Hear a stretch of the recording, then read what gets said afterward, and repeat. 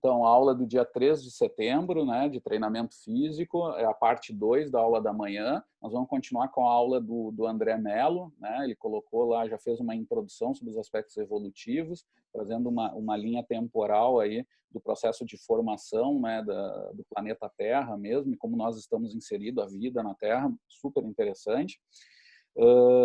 André, eu já gravei, então é só te colocar de host e tudo contigo.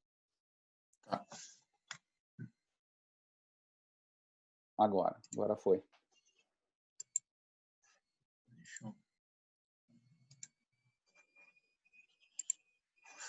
Deu certo, hein? Sim. Tá. Beleza, então. Continuando, então, pessoal. A gente... Então, agora falando especificamente sobre os hominídeos, né? Sobre essas linhagens mais próximas da nossa espécie. Aqui. Começando, então, primeiramente com o Homo habilis. Então, como a gente tinha falado, lá a gente tem o início do universo lá em 1º de janeiro, surgimento da Terra ali início de setembro, surgimento da vida mais no final de setembro. Então, agora a gente já está no dia 31 de dezembro, último dia do ano, agora já às 15 para as 11 da noite, a gente tem o surgimento do Homo habilis. Então, seria esse primeira vertente, primeira espécie do gênero Homo. Então, isso já quase 11 da noite, do último dia do ano, há 2 milhões de anos atrás. Então, ele vai se diferenciar um pouco das espécies antecessoras a ele. Ele vai ter um cérebro um pouco mais desenvolvido, cérebro um pouco maior. Ele vai começar a utilizar de ferramentas, as famosas pedras lascadas. Então, ele começa a ter uma maior capacidade cognitiva de manipular os fatores naturais, a natureza ao seu favor. Então, ele utiliza essas pedras para dissecar carne de cadáveres, de carcaças. Então, ele começa a ter uma dieta mais onívora. Então, ele não come somente vegetais, ele começa a comer carne também, adicionar carne à sua alimentação. Mas ainda é um animal de estatura baixa, pequeno, ainda mantém esses braços longos, assim como os antecessores, como os australopithecus. Então, isso há 2 milhões de anos atrás. Então, há 1,8 milhões de anos atrás, aí às 10h54 da noite, a gente tem o surgimento do Homo erectus.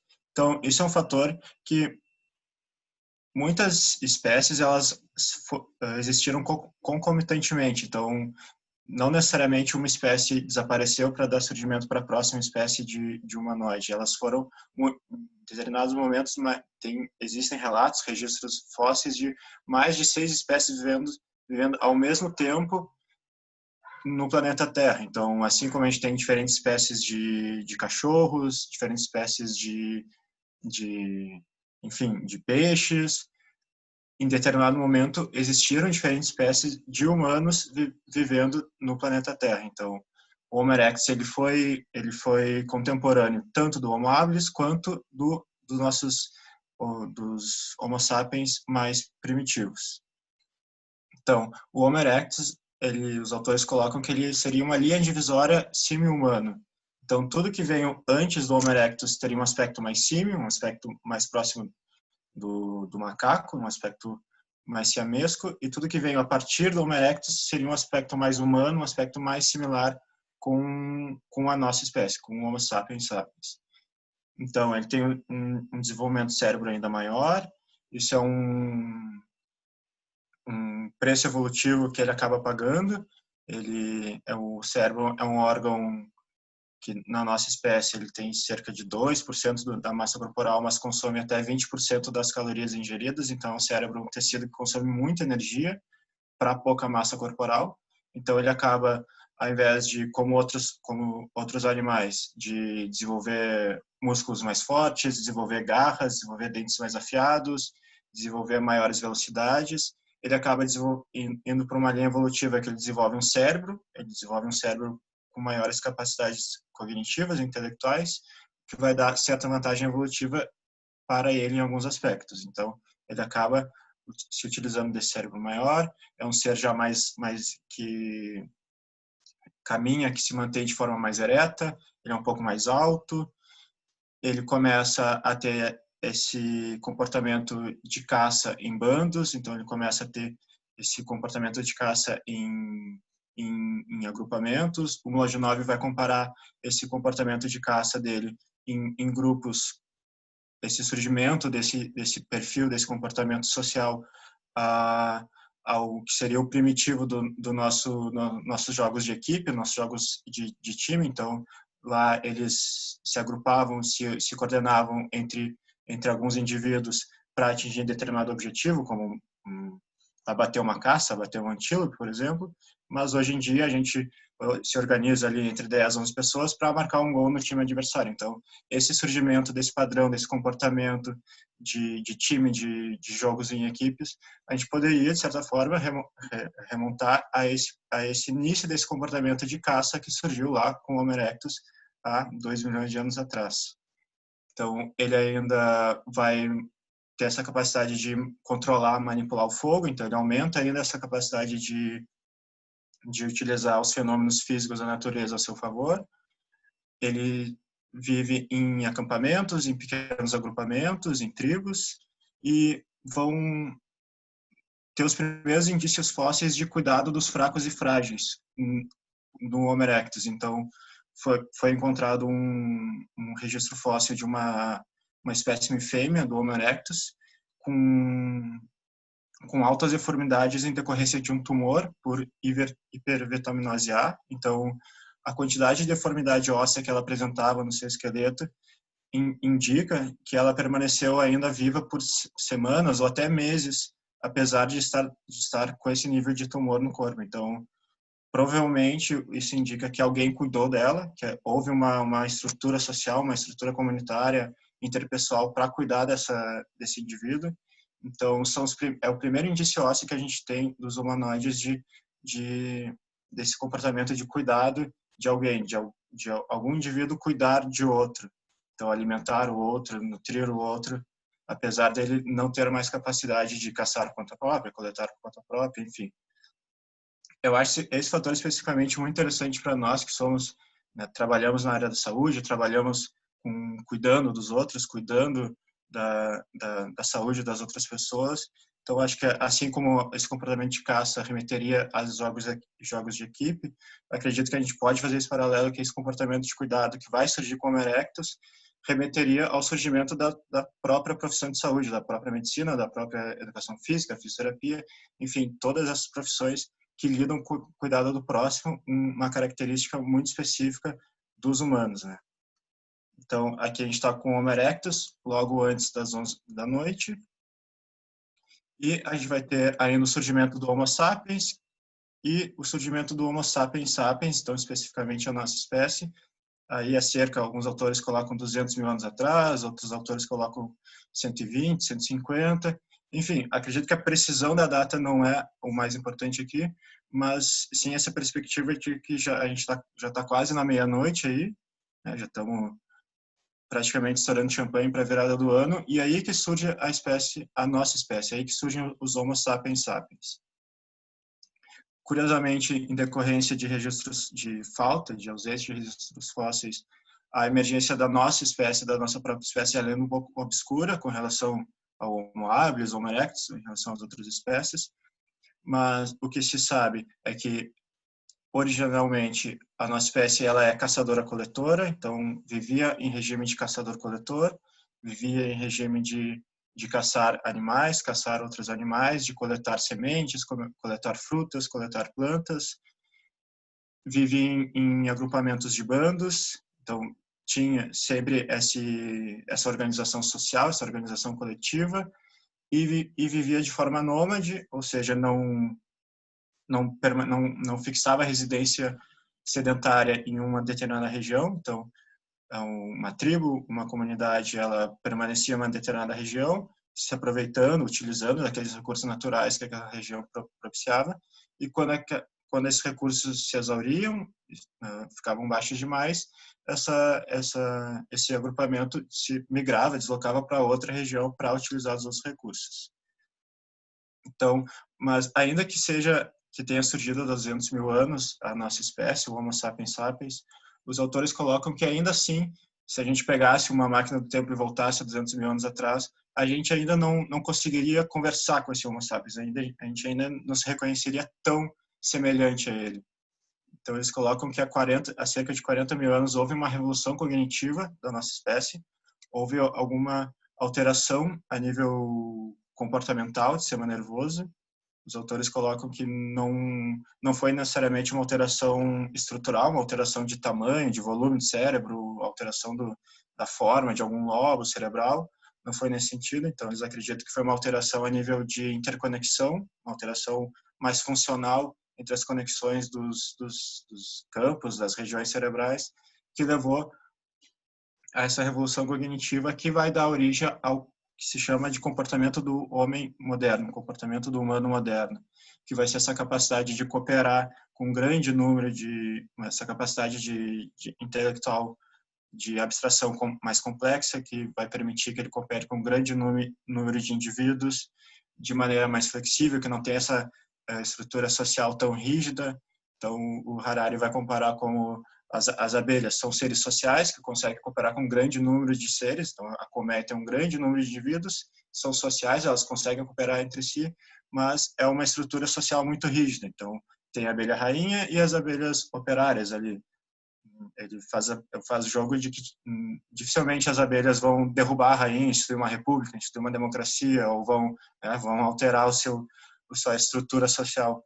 Mas já o Homo sapiens, além dele conseguir cooperar com um grande número de indivíduos, ele ainda tem essa grande flexibilidade social. Então, a gente vai ter organizações tribais, organizações democráticas, organizações imperiais, enfim, vão ter diferentes formas de se organizar essa sociedade flexível em grande número, em decorrência do surgimento desse comportamento que vai remeter a essa revolução cognitiva há 40 mil anos.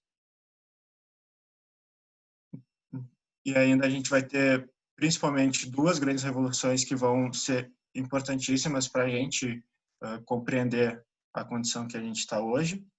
Então, uma delas é a Revolução Agrícola, que ocorreu há cerca de 10 mil anos atrás. Então, com a Revolução Agrícola, a nossa espécie ela vai passar a domesticar algumas espécies de plantas, de vegetais, algumas espécies de animais. Ela é importantíssima para a gente compreender essa transição de comportamento físico, comportamento de atividade da nossa espécie. Então, a gente passa de uma situação de caçador-coletor, de espécie nômade, que se locomovia constantemente de uma região para outra, que realizava diferentes tarefas no mesmo dia, realizava diferentes padrões de movimento no mesmo dia, estava sujeita constantemente ao movimento, e a partir da Revolução Agrícola a gente acaba fixando residência, a gente assume uma condição de sedentarismo, né, em oposição ao nomadismo. Então a gente fixa uma residência, a gente fica ali naquela casa cuidando da plantação, cuidando do rebanho, a nossa espécie começa a ter que realizar esses padrões de movimentos mais repetitivos, arar terra, retirar pedras,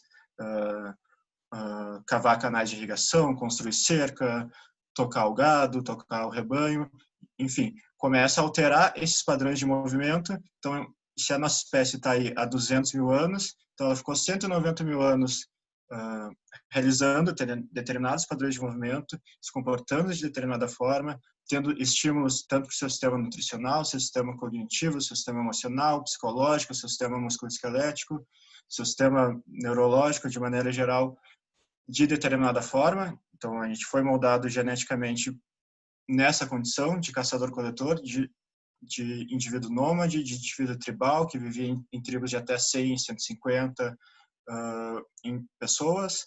E a partir da Revolução Agrícola, então, a gente tem uma mudança abrupta desse. Claro, não foi do dia para a noite, foi durante o processo.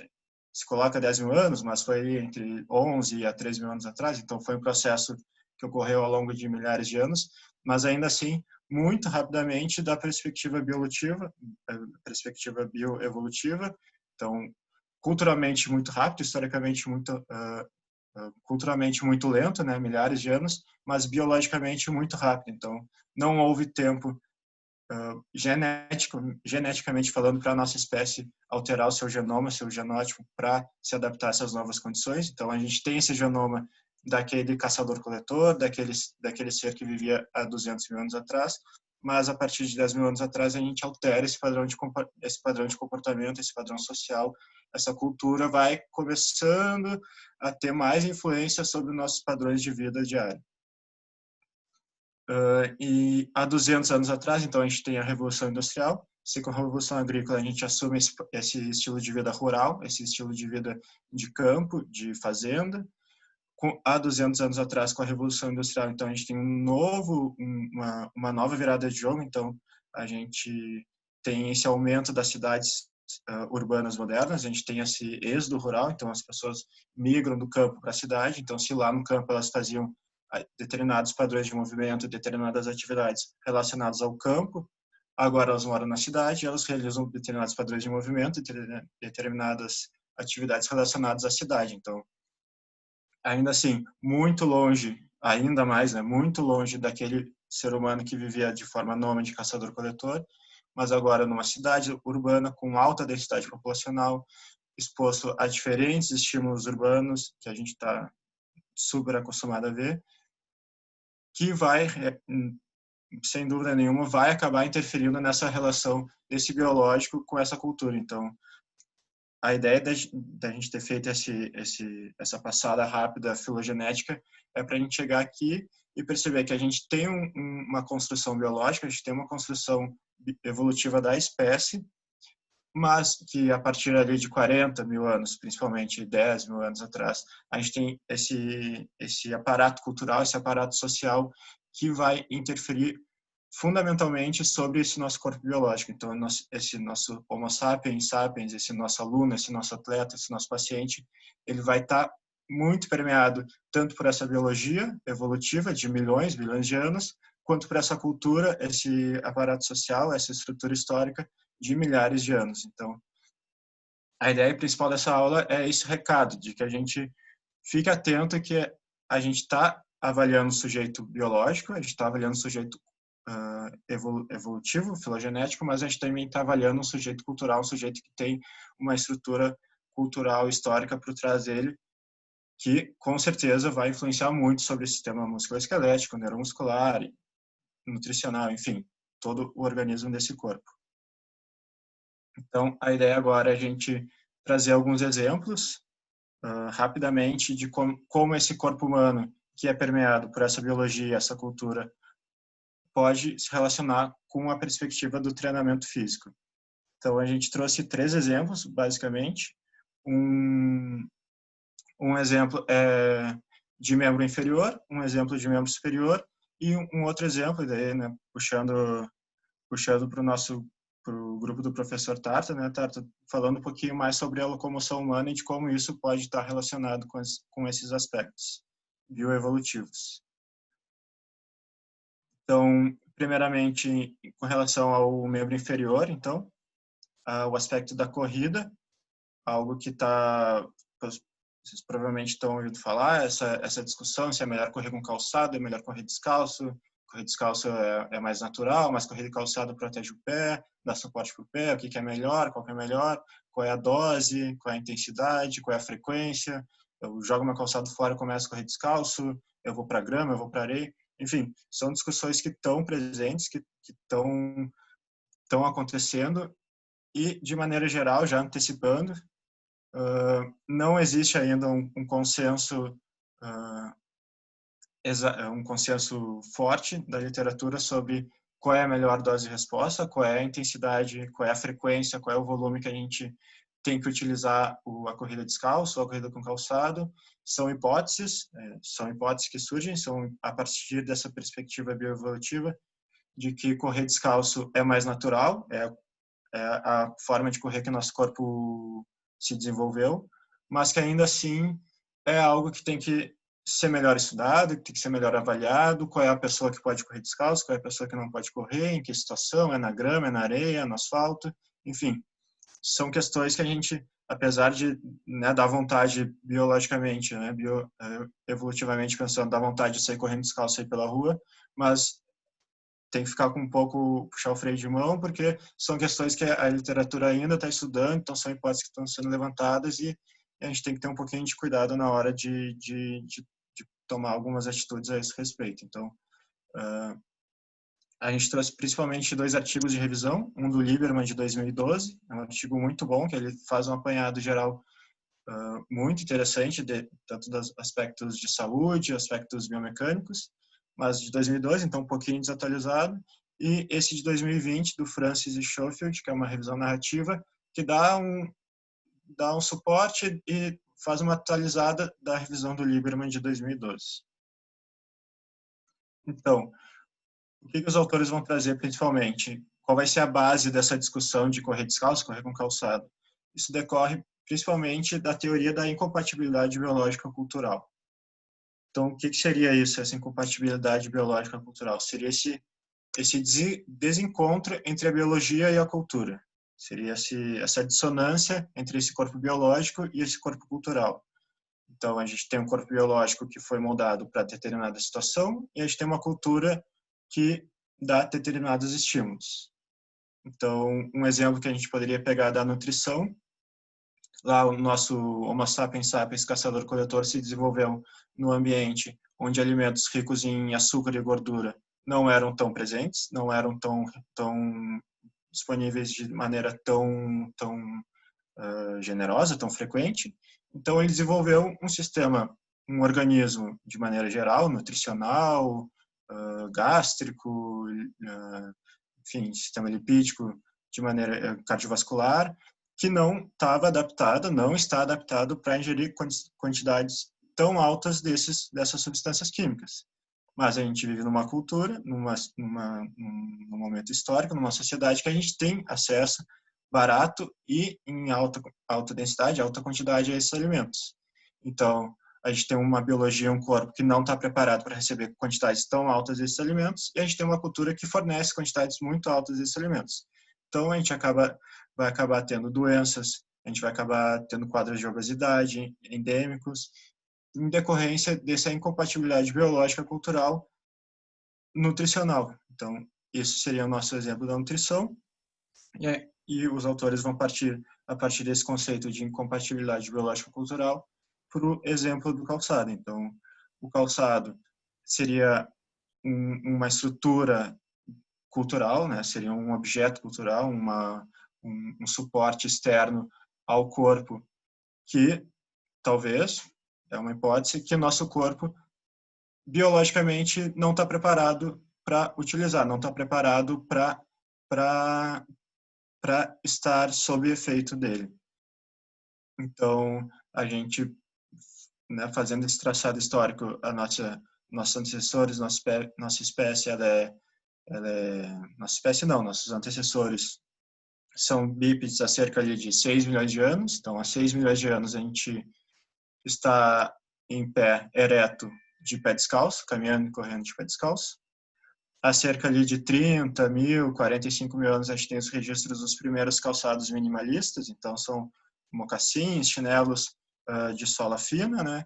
Há 30 mil anos, então de 6 milhões de anos até 30 mil anos atrás, pé descalço. E há cerca de 50 anos, desde a década de 70 mais ou menos, a gente vai ter o surgimento do calçado de corrida acolchoado. Então, a gente percebe que se a gente tem 6 milhões de anos de pé descalço, 30 mil anos de um calçado fino, há 50 anos que a gente tem o surgimento desses calçados de acolchoado, sola grossa, com suporte medial para o arco plantar.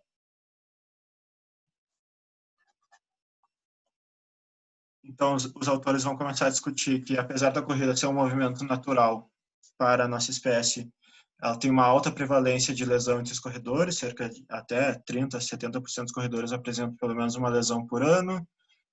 Mas, claro, essas lesões elas podem ter causas multifatoriais, podem ter causas biomecânicas, podem ser decorrência da carga de treino, volume, intensidade, frequência, podem ter influência do ambiente onde a pessoa corre, o relevo, a superfície que ela corre. E a corrida descalça, então, vem como uma hipótese de talvez reduzir esse nível de lesão, já que apesar dos grandes investimentos em tecnologia de calçados acolchoados, não se vê uma redução tão importante no nível dessas lesões. Então, a corrida descalça surge como uma hipótese, uma alternativa, talvez, para reduzir essas lesões. Então, biomecanicamente, fazendo um apanhado geral, o que a gente tem das diferenças da corrida com calçado e sem calçado? Então, na corrida com calçado, vai ser mais comum a pisada, né, a entrada do pé, o toque inicial com o retropé, com calcânio, até 75% das pessoas fazem isso. Então, consequentemente, vai ter um menor aproveitamento do componente elástico de membro inferior. Então, não vou aproveitar tanto essa energia elástica que vai me auxiliar na propulsão. Eu vou ter uma sensibilidade da sola do pé alterada, então eu vou estar com esse calçado que vai estar uma interface entre meu pé e o solo, que vai fornecer menor quantidade de informação sensorial para o meu sistema nervoso central, pode acarretar em uma dificuldade, um déficit de ajustes posturais, de controle do equilíbrio, vai levar a uma fraqueza muscular de plantiflexores e do pé e do arco plantar do pé, principalmente, porque eu não vou ter essa fase de aproveitamento da energia elástica. Eu vou ter um pico de impacto maior no início do contato. Já a corrida descalço, então, vai ser mais comum a entrada com a frente do pé, então eu vou ter principalmente, né, as pessoas vão entrar com a parte da frente do pé, então eu vou ter um maior aproveitamento desse componente elástico da loja posterior, dos plantiflexores, eu vou ter uma maior atividade proprioceptiva da sola do pé, eu vou ter então, por eu ter esse ciclo alongamento, encurtamento da cadeia posterior de plantiflexores, intrínsecos do pé, eu vou ter uma maior atividade excêntrica deles, eu vou induzir um maior fortalecimento muscular e eu vou ter uma atenuação dessa força de pico de impacto no início da fase de contato. Então, de maneira geral, os autores colocam que ambas as formas de correr podem levar a lesões, sendo que as lesões de calçado elas vão ser mais de tecidos não contráteis, então vou ter mais lesões de fasciite, lesões de joelho, síndrome patelofemoral, né, o joelho do corredor, então tecidos menos irrigados vascularmente. Já a corrida descalça, eu vou ter mais lesões de musculatura plantiflexora, então loja posterior, tendão aquileu, mas os autores colocam que essas lesões de plantiflexora podem ser mais pela pessoa não estar acostumada a correr descalça do que em decorrência da falta do tênis. Então, talvez pode ser pela falta de adaptabilidade da pessoa para correr descalço. Então, são lesões mais de tecidos contráteis, então tecidos irrigados com maior irrigação vascular, então tem uma maior capacidade de regeneração. Então, do treinamento, de maneira geral, então os autores colocam que, de forma geral, para a corrida é treino proprioceptivo, então para estimular esses receptores da sola do pé, fortalecimento da cadeia muscular da cadeia posterior e da musculatura intrínseca do pé.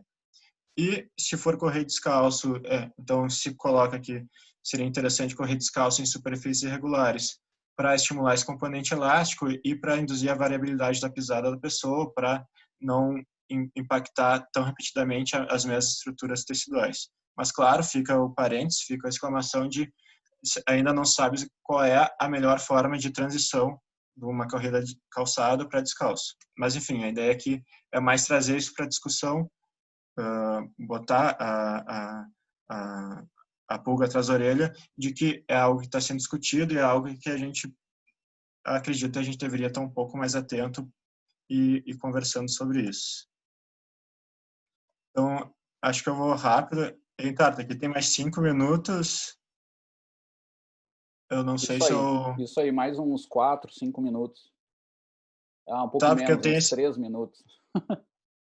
Eu tenho esse exemplo de membro superior e o final da locomoção. Eu não sei se eu... Tu que sabe, cara. Tu pode só... Claro, eu não queria te tirar mais uma manhã aí, mais um dia, mas vai tranquilo. Se faltar tempo, eu entro e a gente continua na outra aula. E se tu não puder, a gente remarca, tá?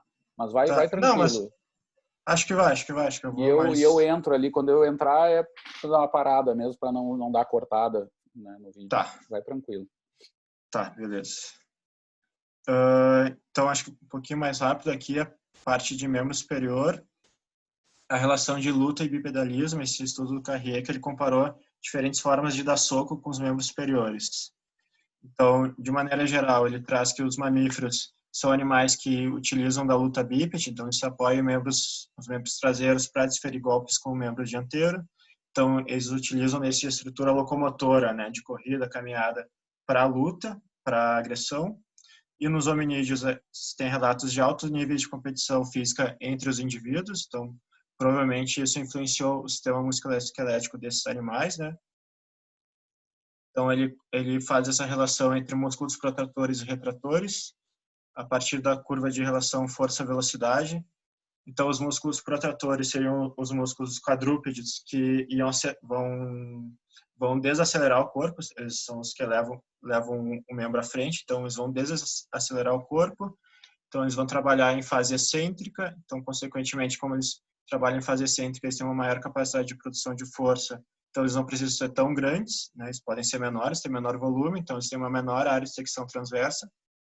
Já os retratores vão ser os músculos que vão acelerar o animal, né? Que vão levar o animal à frente, então eles vão trabalhar principalmente de forma positiva na região concêntrica da curva, então eles vão precisar ter maior volume para conseguir produzir essa quantidade de força. Então essa relação entre músculos protratores e retratores. Então no ser humano os protratores seriam os músculos mais flexores de ombro e os retratores os músculos mais tensores de ombro e o peitoral maior a partir de graus maiores de flexão, de ADM. Então resumidamente o que ele achou? Que o soco mais forte desferido na comparação do baixo para cima e do cima para baixo, é o soco de cima para baixo. Então, quando o cara dá o soco de cima para baixo, é que ele consegue produzir maior quantidade de força do que de baixo para cima. Até 2 vezes mais quantidade de força. Então, para o treinamento, a gente poderia... Aqui não tem uma indicação tão precisa, tão direta para o treinamento, mas a gente pode discutir por que essa diferença de força acontece. Então, ele relaciona com os movimentos de escalada dos animais, os movimentos de overhand, então esses movimentos de arremesso, que são movimentos, gestos esportivos que a gente vê até hoje, né, gestos de beisebol, tênis, vôlei, basquete, enfim, todos esses gestos esportivos que a gente vê que estão relacionados a essa nossa herança quadrúpede de conseguir produzir mais força quando a gente faz esse movimento de baixo para cima. Então, puxando um pouquinho para o nosso grupo, então, a gente estuda os aspectos de otimização do gasto energético durante a locomoção a partir de um sistema de pêndulo invertido ou uma samola. Então aqui é só mais para despertar a curiosidade de quem quiser conhecer um pouquinho melhor o trabalho do grupo. E a gente vê que tem como modular, tem como treinar esses sistemas de otimização do gasto energético, que são estruturas e sistemas que vêm desde muito tempo evolutivamente na nossa espécie. Então fica o convite aí para a reunião de amanhã do professor Tartaruga vai contar um pouquinho sobre o trabalho dele no Himalaia, em 2006. O resumo, bom, acho que está quase 1 minuto aqui, tá? Acho que eu vou... Mas era basicamente isso. Era basicamente isso, deixar esse recado da gente pensar um pouquinho mais da perspectiva evolutiva no treinamento, na avaliação, pensar que a gente está vendo um Homo sapiens sapiens por trás desse nosso aluno, desse nosso paciente, desse nosso atleta. Então, é isso aí, André. Obrigado pela atenção. Obrigado. Valeu, cara. Valeu. Estourando o tempo a gente aqui. está quase encerrando o tempo aqui. Eu te agradeço, tá, pela fala, e a gente pode dar talvez no início da próxima aula, dar uma continuada, só para tu finalizar melhor ali. Fica tranquilo, mas é pela